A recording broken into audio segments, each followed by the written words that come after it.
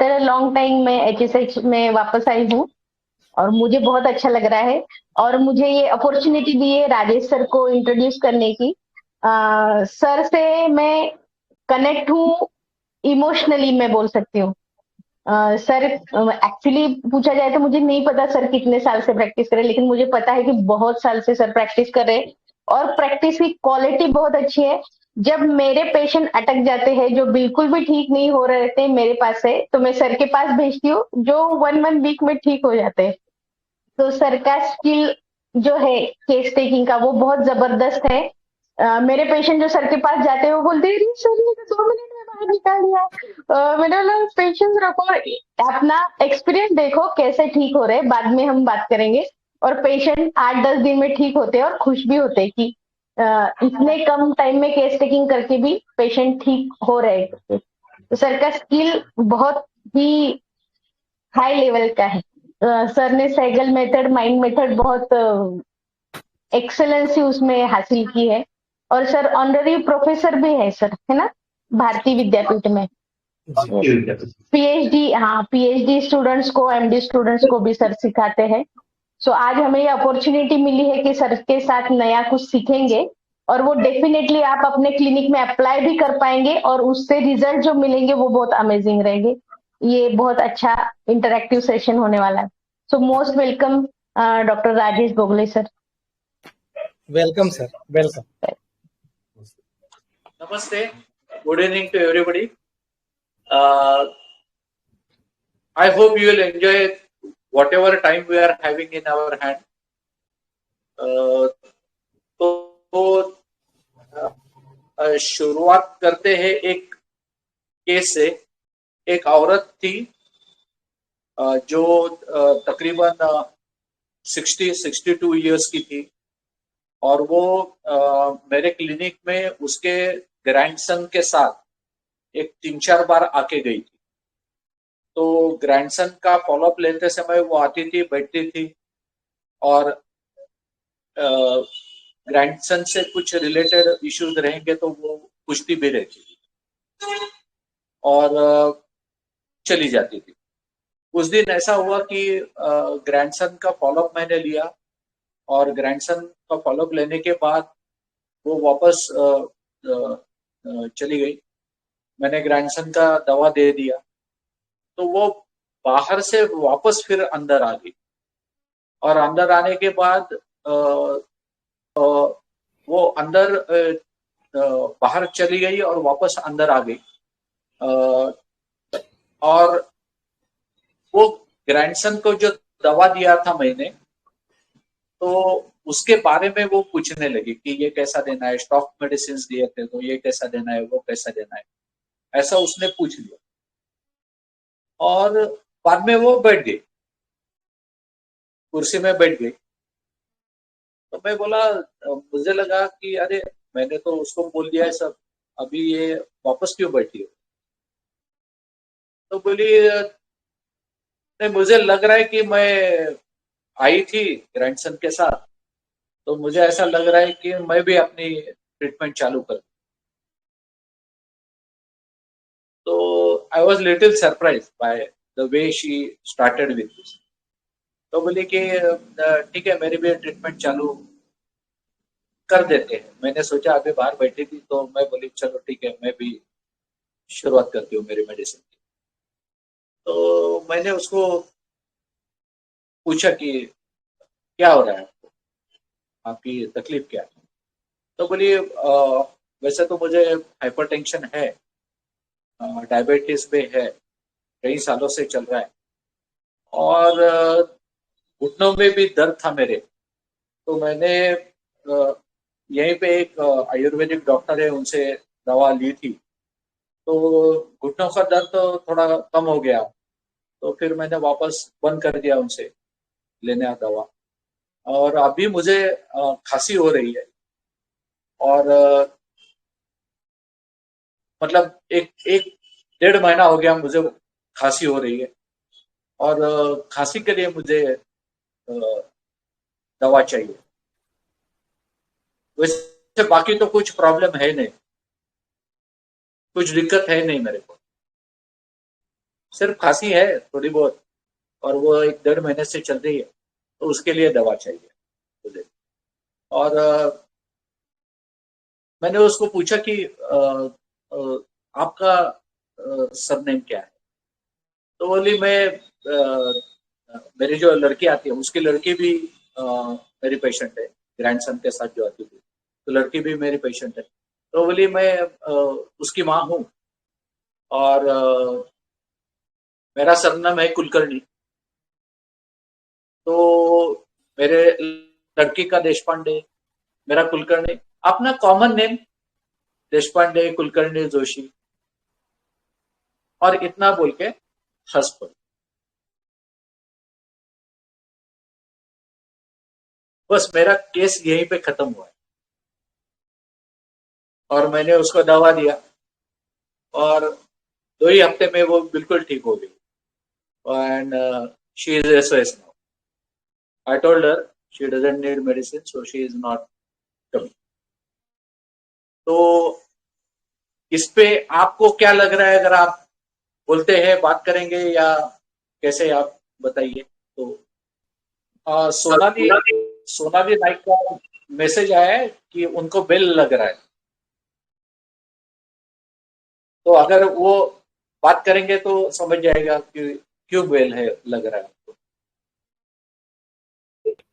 Sonali madam, bell क्यों लग रहा है? सचिन सर को फास्फोरस लग रहा है, प्लाटिना लग रहा है संजय सर को। हाँ, तो आप थोड़ा बोलिए ना, क्या क्यों लग रहा है आपको? तो सोनाली मैडम, अच्छा नेटवर्क इशू। सचिन सर ने उनका स्टैंड ले दिया है, लाइट डिजायर फॉर और ब्रदरहुड सेंसेशन। जी हाँ, सोनाली मैडम बोल रहे हैं कि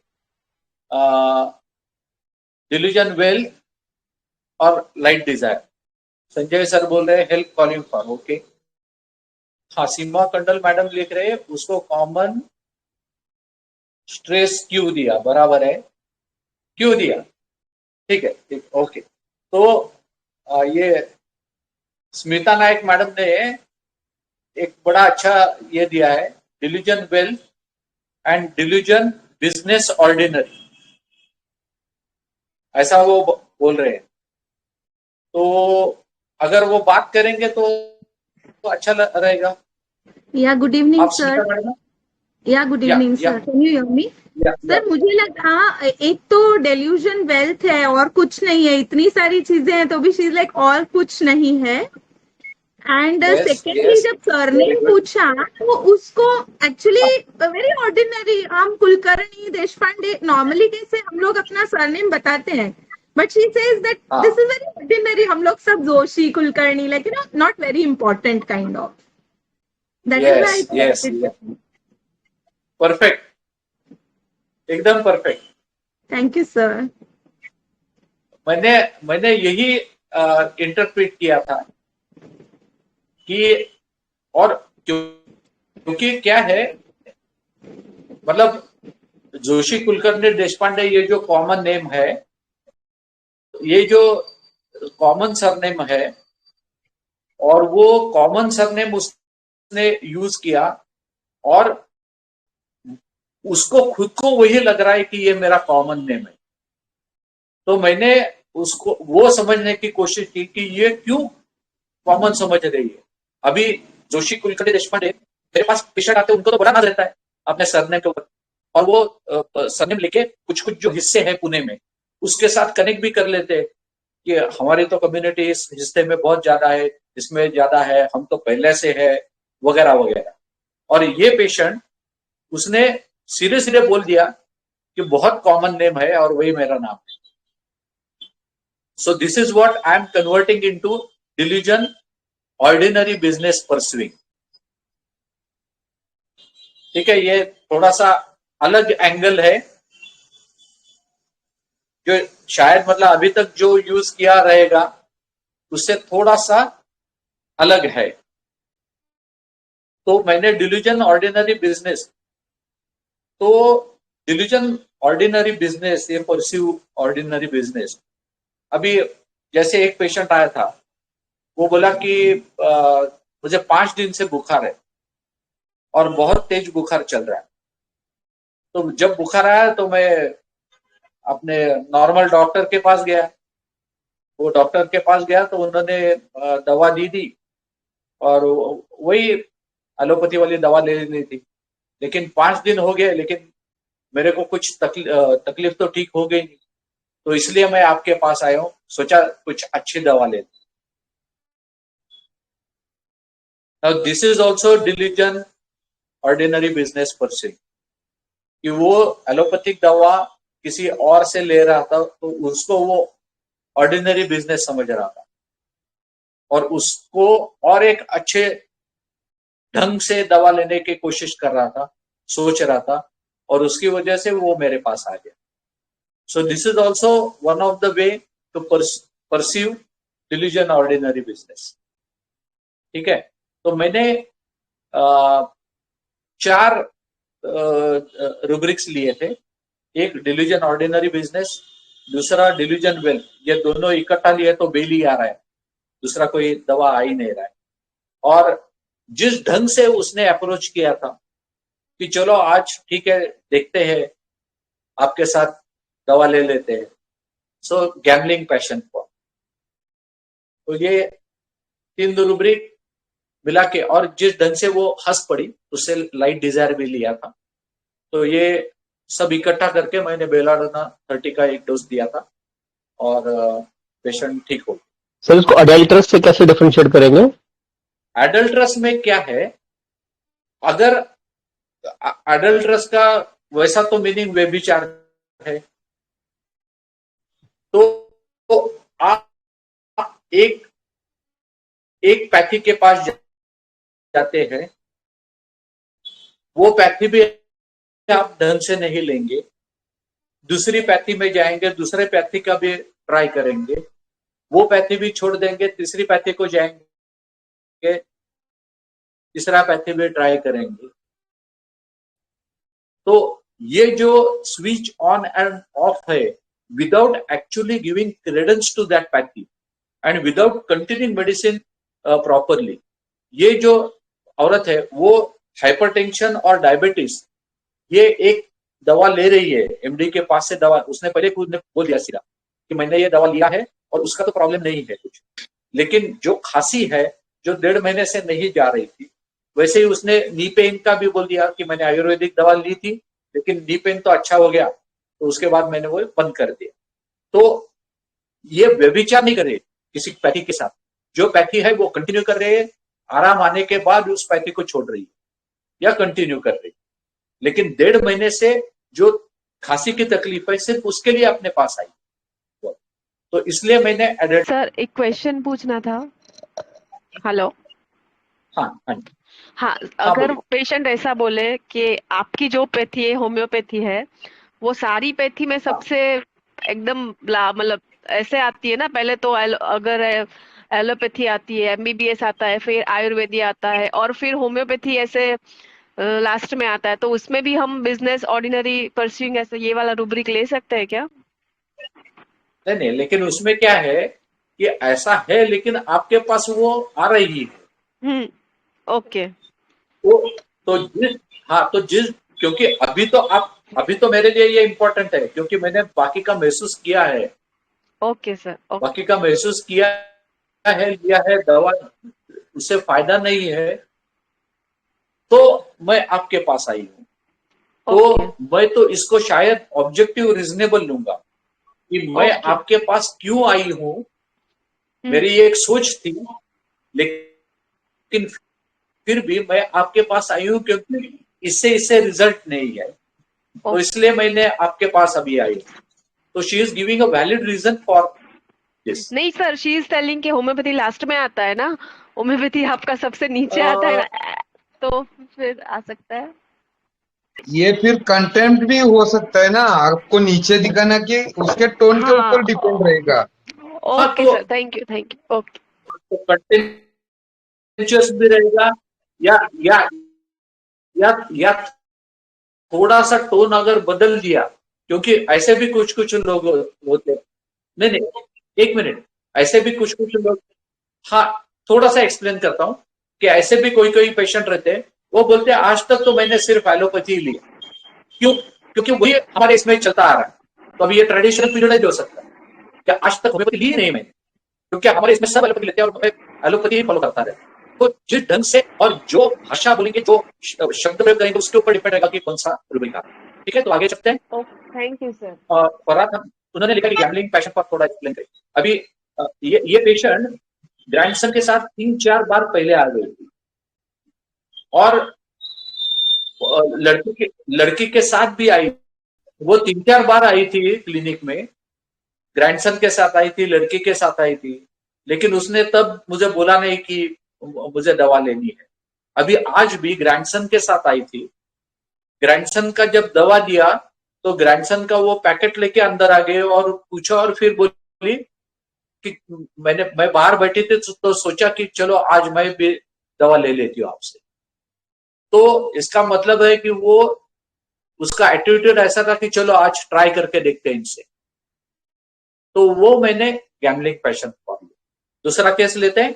अभी next patient, she is a patient of seronegative rheumatoid arthritis, and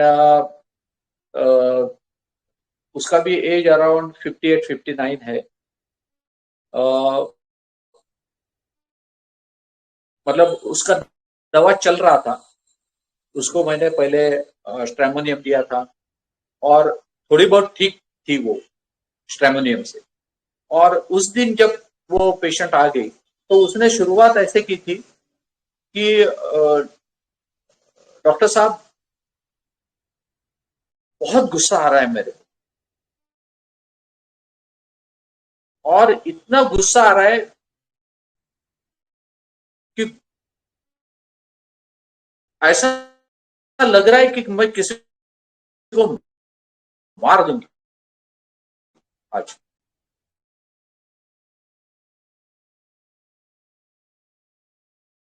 इतना गुस्सा मेरे को आ रहा है। और अभी आपके क्लिनिक में, मेरा फर्स्ट फ्लोर पे है, तो बोले कि मैं अभी क्लिनिक पे आ रही थी सीढ़ियां चढ़ के, तो मुझे बहुत ब्रेथलेसनेस हुआ और मैं हाफने लगी थी। तो बहुत तकलीफ हो रही है मेरे को।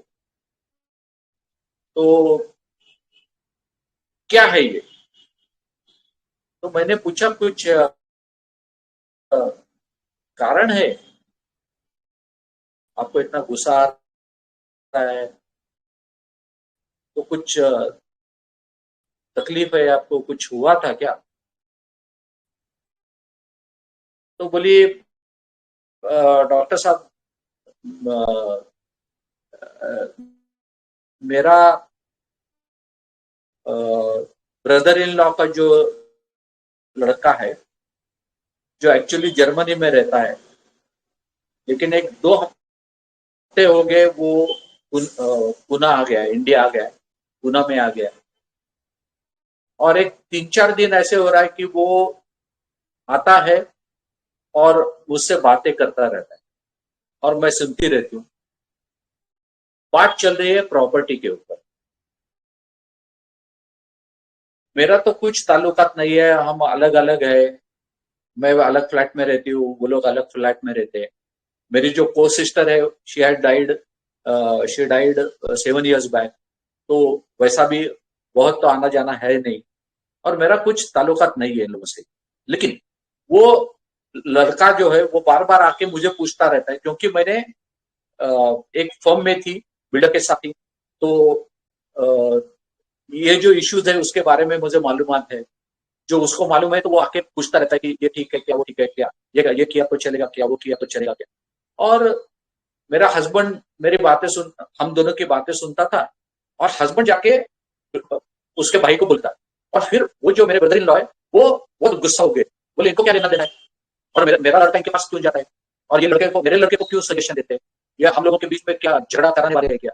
और इसकी ये जब मैंने सुना, मेरा कुछ ताल्लुकात नहीं है, कुछ संबंध नहीं है, मैं तो उसको सजेशन दे रहे थे क्योंकि मुझे जितना मालूमात है उतना मैं उसको बता दूं। ताकि उसको अगर उसको कुछ फायदा हो गया तो हो जाए शायद, इसलिए मैं उससे बात कर रही हूँ। और मेरे हस्बैंड जाके वहां पे बोलते हैं, अभी मैं हस्बैंड को नहीं बोल सकती हूँ, मैं मेरे ब्रदर इन लॉ की नहीं उनको भी कुछ नहीं बोल सकती हूँ, और मुझे इसके ऊपर तो बहुत गुस्सा आ रहा है, इतना गुस्सा आ रहा है कि बस ऐसा लगता है कि किसी को मार दो। तो आप कुछ कीजिए इस गुस्से के लिए। और वो जो बाहर जा रही थी, तो बाहर जाते जाते उसने बोल दिया कि डॉक्टर साहब डर लग रहा है मेरे को अभी इस गुस्से का। और मैंने बोला ठीक है, मैं आपको दवा दे देता हूँ, 5 मिनट बाहर बैठ। तो इसके ऊपर से मैंने दवा दी। अभी आपका क्या परसीविंग है, क्या कहना है इसके? सर एलोसोकोट्रेमा। अच्छा, आपका स्टैंड बता दीजिए ना, और रेमेडी के साथ कलेक्ट कीजिए। Sir contradiction in tolerant of restrain okay himself from violence. Okay okay, आप साइमल्टेनियसली टाइप भी कीजिए तो मुझे पढ़ने में भी आए। Okay okay, any other stand? Doctor Seema ने लिखा है हेल्पलेसनेस है, लेकिन सिर्फ हेल्पलेसनेस से दवा पे पहुंच जाएंगे क्या आप? टॉर्मेंटिंग सॉरी सर, टॉर्मेंटिंग और लाइसिनम आ सकता है। हाँ हाँ, एक फियर ऑफ रुब्रिक है। Hello, fear of getting angry. मुझे डर लगता है कि मुझे गुस्सा ना आ जाए, उसके ऊपर फियर, माइंड में फियर कमिंग, उसमें लाइसिनम एक सिंगल ड्रग है, और वो टॉर्मेंटिंग में भी आता है ना लाइसिनम। हाँ, अगर मैडम अगर उसने ये लास्ट में नहीं बोला होता तो वो टॉर्मेंटिंग वाला है ना लाइसिनम में, वो टॉर्चर फील करती है, वो लाइसिनम में आता है ना।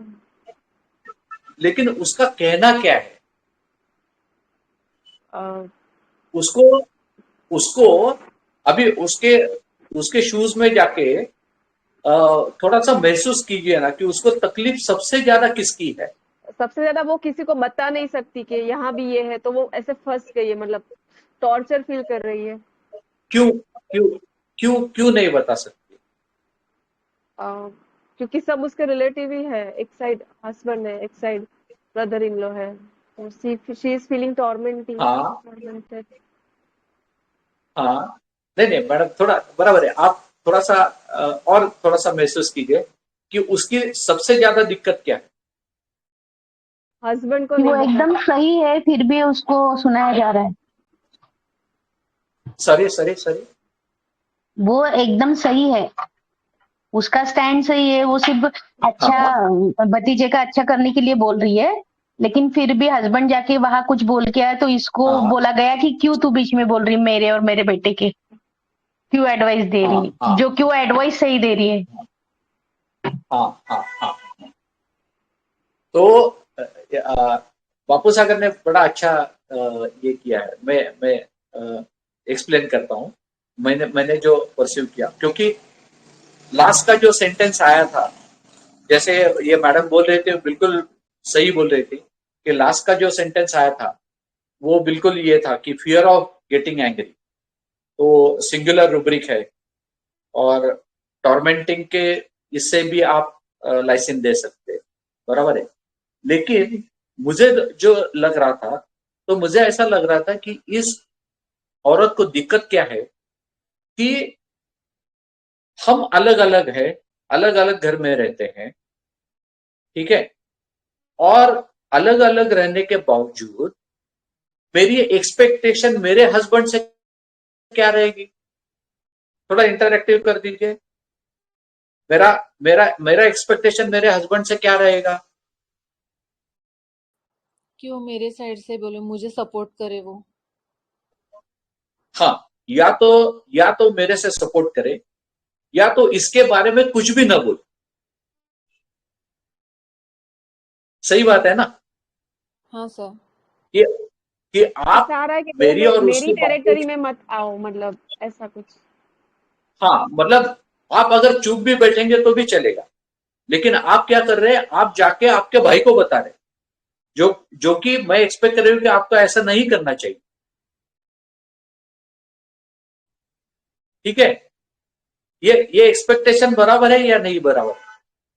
ये उसको लग रहा है कि नहीं लग रहा है कि आप मेरे हस्बैंड है, जब वो लड़का आके बात करता रहता है, आप वहां पे बैठते रहते हैं, आप तो कुछ बातें नहीं करते, और हम दोनों की जो बात है वो बात आप जाके किसी को बताते। तो मराठी में वर्ड है चुगली करना, चुगली आप कर रहे हैं हम लोगों की।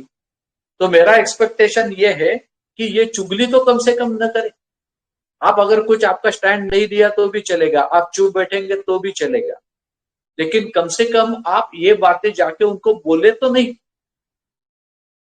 ठीक है, इसको तो इधर की उधर करना भी कहते हैं कि इधर की उधर हाँ क्यों कर रहे बराबर, हो।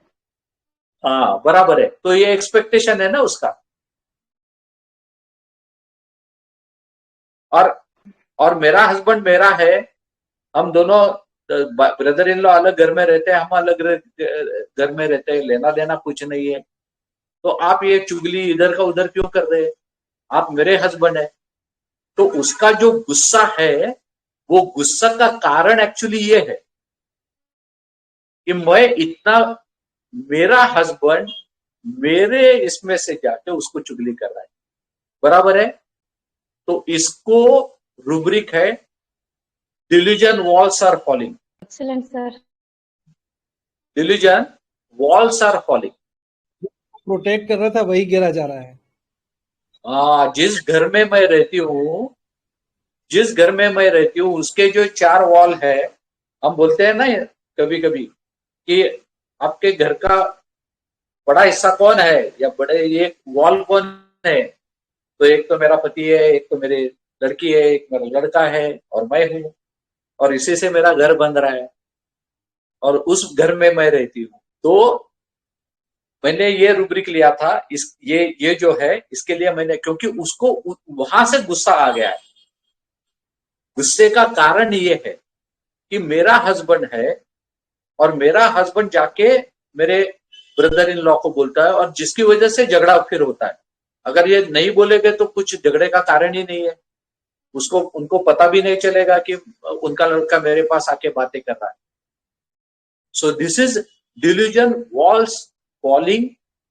सब रूब्रिक भी ले सकते हैं, delusion walls falling inside, inward. तो मैंने डिल्यूजन वॉल्स फॉलिंग लिया था, डिल्यूजन रॉन्ग सफर्ड लिया था, जैसे बापू सागर ने भी लिखा है। तीसरा लिया था क्योंकि ये होने के बाद मैं ये किसी से बात नहीं कर पाती हूँ, ये बड़ा नाजुक मामला है, तो मैं किसी से शेयर नहीं कर पाती हूँ, अपने आप में ही रखती हूँ, और वही मुझे कंट्रोल करना पड़ता है। तो delusion mouth, cannot open mouth, lower jaw stiffness and painful.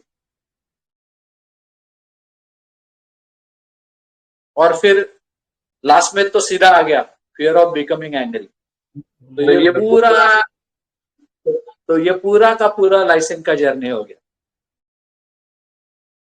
Ji sir जी।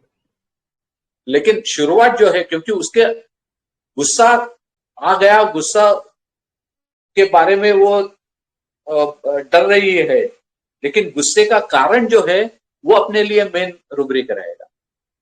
तो उसको गुस्सा इसलिए आ रहा है क्योंकि मेरा जो हस्बैंड है वो चुगली करता है, इधर का उधर करता है, और उसकी वजह से फिर झगड़े चालू हो जाते। अगर वो ये ना करे तो ये होगा ही नहीं, और कुछ लेना ना देना मुझे ये सफर होना पड़ रहा है। बरोबर बापू सागर, तोंड दाबून बुक्क्यांचा मार, परफेक्ट। तो इसीलिए वो रूब्रिक आ रहा था, delusion mouth, cannot open mouth, lower jaw stiff and pin. तो यहां से लाइसेंस की शुरुआत हो गई थी, और वो बिल्कुल पूरा का पूरा लाइसेंस इवॉल्व हो गया। डिल्यूजन रॉन्ग सफर्ड, शुरुआत है डिल्यूजन वॉल्स फॉलिंग इनवर्ड। बराबर है बिना मैडम, बराबर है, घर का बेदी। और जो मेरा एक्सपेक्टेशन है कि ये ऐसा नहीं होना चाहिए, ये उसने ऐसा नहीं करना चाहिए। तो मेरा जो घर का वॉल है, जो मैं अभी तक समझ रही थी कि ये वॉल मेरे घर की है, वो वॉल रही नहीं है, वो टूट गई, गिर गई, और जिसकी वजह से मुझे तकलीफ होके मुझे गुस्सा आया। घर की वॉल प्रोटेक्ट कर रही थी और जब वो गिर गई तो इधर की आवाज अपने आप ही उधर चली गई।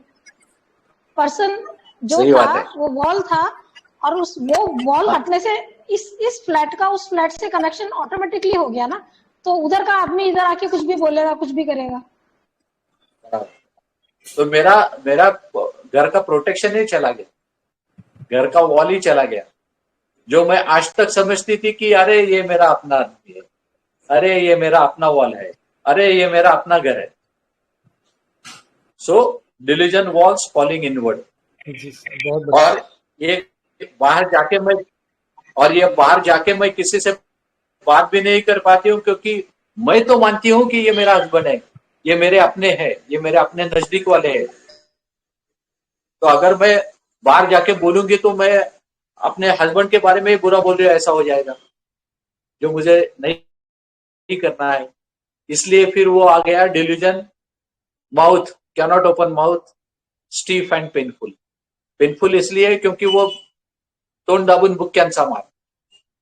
तो घर का बेदी लंका डाए, उसकी वजह से क्या हो गया, delusion, mouth cannot open mouth, stiff and painful.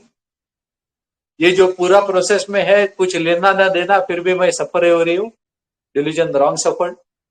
और गुस्सा इतना गुस्सा भरा हुआ है कि मुझे ऐसा लगता है कि मैं किसी को मार दूंगी। So desire to attacking desire to, वो भी लाइसेंस में है। और लास्ट जाके मास्टर स्ट्रोक तो सीधा आ गया, फियर ऑफ बिकमिंग एंग्री। तो मुझे डर है कि ठीक है, थोड़ा माहौल बदल लेते हैं।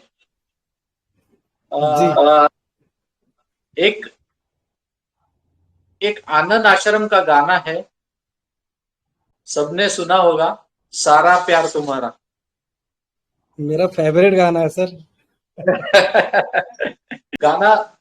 गाना है, सारा प्यार तुम्हारा मैंने बांध लिया है आंचल में, सारा प्यार तुम्हारा मैंने बांध लिया है आंचल में। क्योंकि मुझे क्या लग रहा है, मेल और फीमेल, इनके जो स्टांजाज है, दोनों की इमोशंस बहुत अलग अलग है, और उसके ऊपर से रूब्रिक भी अलग अलग आ रहे हैं। उत्तम कुमार बोलता है, तेरे रूप की नई अदा हम देखा करेंगे पल पल में, सारा प्यार तुम्हारा मैंने बांध लिया है आंचल में। तो ये कह रहा है, तेरे रूप की नई अदा देखा करेंगे पल पल में। तो उत्तम कुमार बिल्कुल फैंसी में है।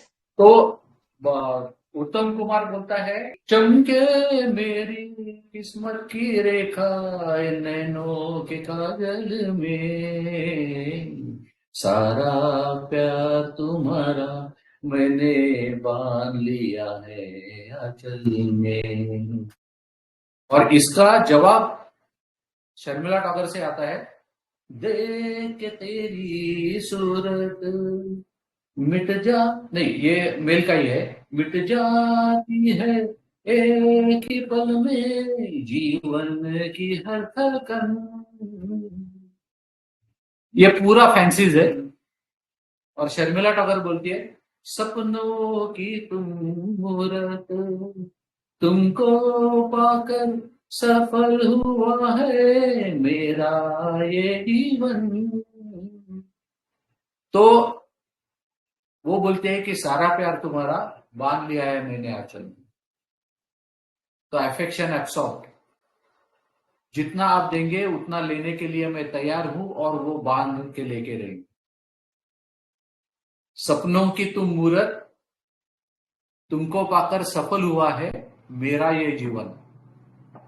तो इतना बड़ा स्ट्रेचर मैंने आपको दिया है मेरे जीवन में, मेरे लाइफ में। You are occupying my life. So religious accelerations, ठीक है। और आगे का स्टांजा क्या है?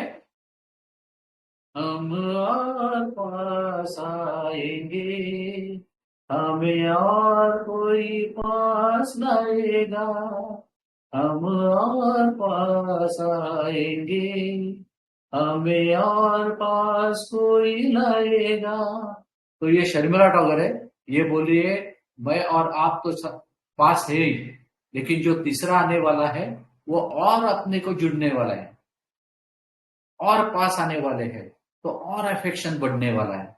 और वही अफेक्शन की मुझे तलाश है, मुझे जरूरत है। उत्तम कुमार बोलता है दुनिया को नजर आएंगे हम जब जब वो मुस्काएगा। तो उसको चल रहा है लोगों को कैसे पता चले कि हमारा है। ये बोल रही है अफेक्शन चाहिए, प्यार चाहिए, जुड़ने वाले हैं। और वो बोलता है कि लोगों को दिखना चाहिए। तो उसको तो फियर सोशल पोजीशन का चल रहा है। शर्मिला टैगोर बोलती है आई ऐसी बेला, एक पल को भी मुझे अकेला छोड़ ना देना तुम। और ये मास्टर स्ट्रोक है पास ही रहना, हो मत जाना दुनिया की हलचल में, सारा प्यार तुम्हारा मैंने पा लिया है।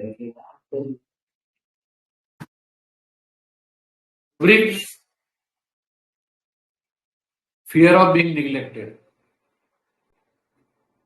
कि आप इतना बिजी मत हो जाना। मैं ऐसी परिस्थिति में हूं कि मुझे आपका साथ ज्यादा चाहिए, पल पल आप मेरे साथ होना चाहिए, लेकिन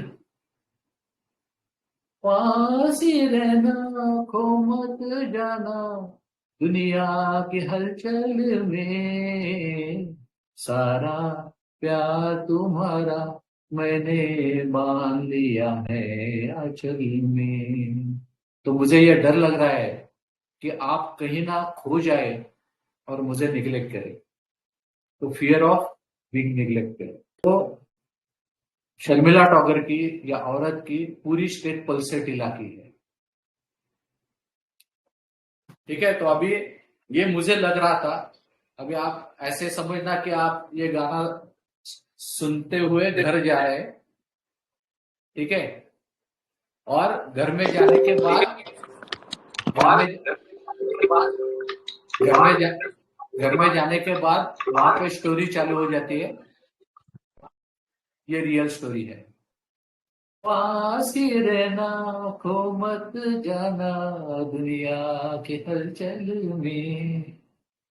जब तक मैं चिल्ला नहीं दूं, जब तक मैं प्रेम के साथ आपके पास नहीं आऊं, आप नहीं ध्यान देते। आप बहुत बिजी हो गए आपके साथ। और वही एस्पेक्ट फेनिंग सिक का in psychiatric word it is slightly psychosomatic connection या conversion disorder.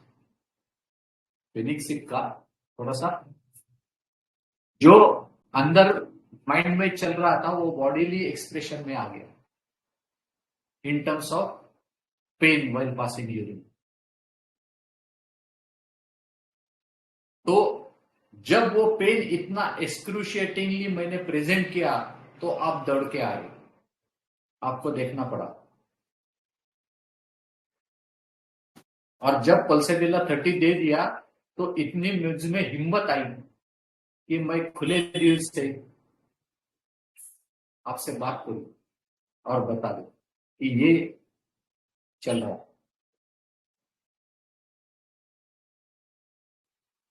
Excellent learning sir, बहुत अच्छे सर।